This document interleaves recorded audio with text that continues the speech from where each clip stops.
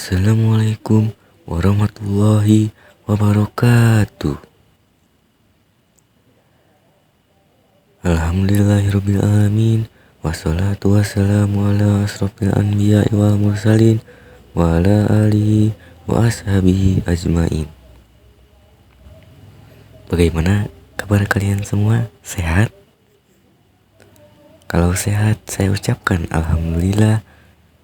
Kalau kalian tidak sehat, maka saya akan doakan semoga kalian cepat sembuh. Saya di sini akan menjelaskan tentang sejarah Kerajaan Gua Talo, penjelasannya, dan peninggalan Kerajaan Gua Talo. Kerajaan Gua Talo merupakan kerajaan bercorak Islam terbesar di Sulawesi Selatan. Kerajaan Gua Talo berdiri sekitar abad ke-16. Kerajaan Gua Talo dikenal juga dengan Kerajaan Makassar.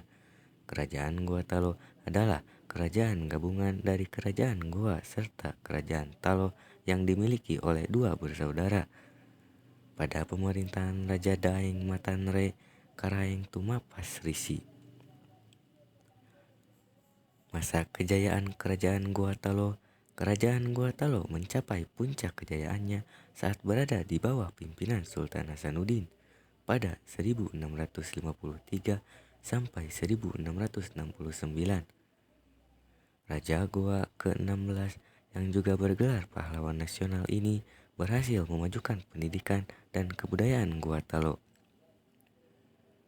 Sosok Sultan Hasanuddin yang berjuluk ayam jantan dari timur ini dikenal tidak mudah terpengaruh oleh asing.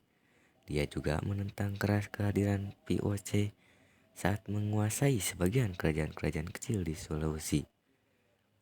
Pada masa keemasan Kerajaan Gua Talo, wilayah ini pernah menjadi pusat perdagangan terbesar di Indonesia bagian timur.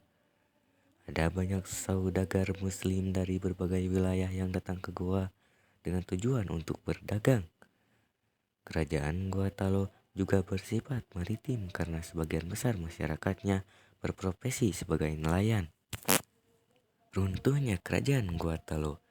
Saat VOC menguasai sebagian besar kerajaan kecil di Sulawesi, Sultan Hasanuddin berupaya melawannya dengan bantuan dari Satuan Kekuatan Seluruh Kerajaan Indonesia Timur.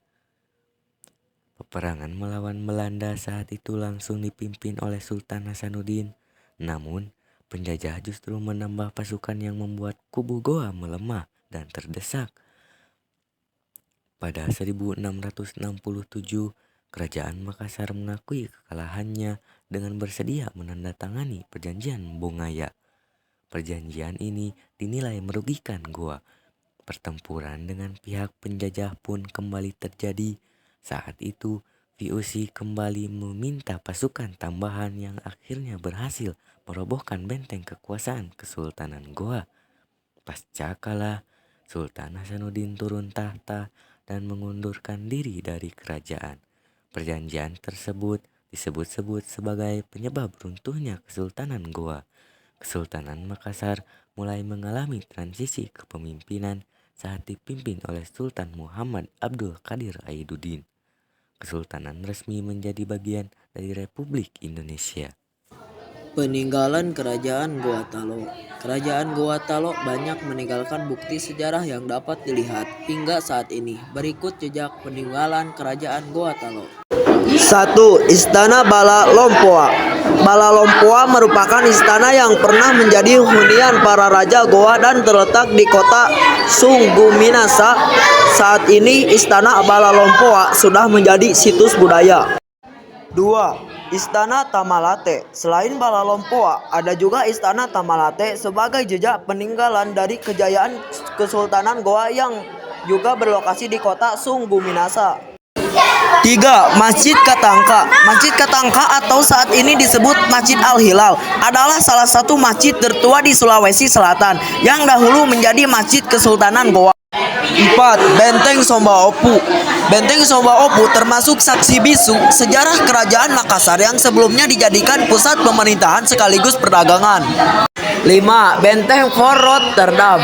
Fort Rotterdam atau Benteng Ujung Pandang merupakan bekas markas pasukan Katak Kerajaan Goa Talo yang setelah perjanjian Bogaya menjadi milik Belanda. Oke, segitu saja sekedar info. Terima kasih atas perhatiannya. Jika ada kata yang salah, mohon maaf sebesar-besarnya. Terima kasih. Wassalamualaikum warahmatullahi wabarakatuh.